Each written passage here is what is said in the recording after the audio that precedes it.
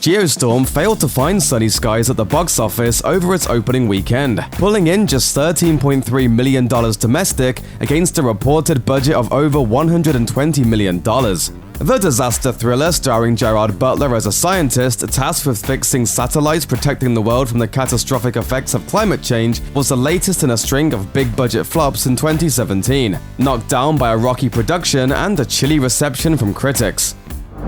It's worse than we thought. Yeah, I think we've established that.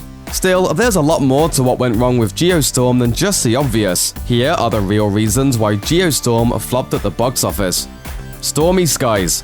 Geostorm took a long time to make its way to theaters. The movie was initially sold to Warner Brothers in 2014, with a release date set for March of 2016. But then the release was bumped to October of 2016, then to January of 2017, and finally its eventual October of 2017 release. A lot happened in the interim to hurt Geostorm's chances of success, including some production hurdles that drove up the cost and generated bad word of mouth. Sources say that debut director Dean Devlin's first cut was unwatchable, and despite weeks of post-production and numerous other test screenings, things didn't appear to get any better.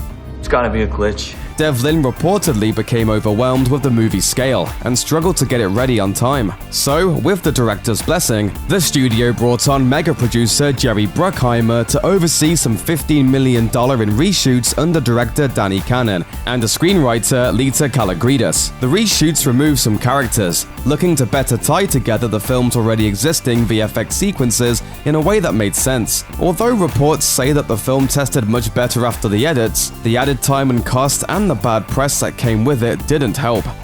Been there, done that. Another problem with Geostorm is that disaster movies are hardly new. In recent years, there have been a bevy of similar projects, like San Andreas and Deepwater Horizon, to name a few. And while some have seen success for being in on their own jokes, like the Sharknado series, Geostorm was trying to be completely serious and face stiffer competition as a result. Devlin himself helped to crowd the field further when he set up the Independence Day sequel Resurgence, the lackluster reception of which signified the audience fatigue with disaster movies, something Geostorm's disappointing performance seems to confirm.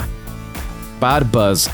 The audience's disinterest in turning out for Geostorm was reflected in the movie's social media conversation. Analysts noted that most of the conversation about the film online was negative, with viewers comparing it to films like Armageddon and The Day After Tomorrow. Audiences have been getting more discerning recently about reboots and remakes, and even though Geostorm isn't officially based on a past property, the fact that the movie draws so heavily on what's come before, without appearing to offer much that's new, was enough to keep audiences at home. The film was also largely maligned with critics. The studio decided not to screen the film for reviewers and even held back on offering Thursday night screenings to protect the movie's potential for a Friday night haul. However, nothing could prevent the movie from eventually landing in the tough hands of critics, who absolutely tore it apart. Geostorm currently sits at a dismal 11% rating on Rotten Tomatoes, with critics knocking the movie for being big, dumb, and boring. That certainly couldn't have helped draw in anyone who was on the fence about seeing it in the first place. Marketing mayhem. Marketing plays a huge part in the chances of a movie's success, but if Geostorm's PR campaign telegraphed anything to viewers, it was the fact that the film was an absolute mess. This was mainly shown in the huge difference in tone between the film's first and second trailers. The first Geostorm trailer was a somber affair, beginning quiet and eerie before underlining some terrifying and deadly climate-related events. The second, though, was more akin to a disaster comedy, using the same clips but with much more light-hearted music and some quips from Gerard Butler and his co-stars to make the typhoons and earthquakes seem more like a fun romp than a catastrophic world-ending event. Sorry about that. I literally had to fly in from outer space. A lot of this probably came about thanks to the movie's extensive reshoots, but the fact that the two trailers were selling entirely different films wasn't a good sign for a potential audience. Too soon.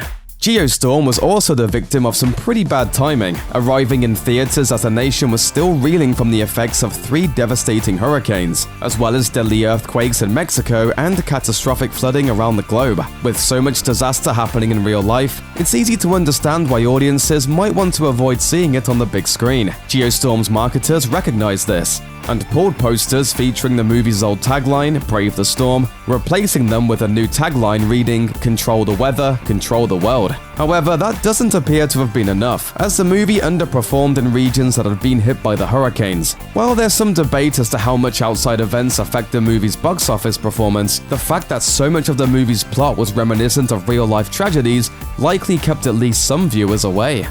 Thanks for watching. Click the looper icon to subscribe to our YouTube channel. Plus, check out all this cool stuff we know you'll love too.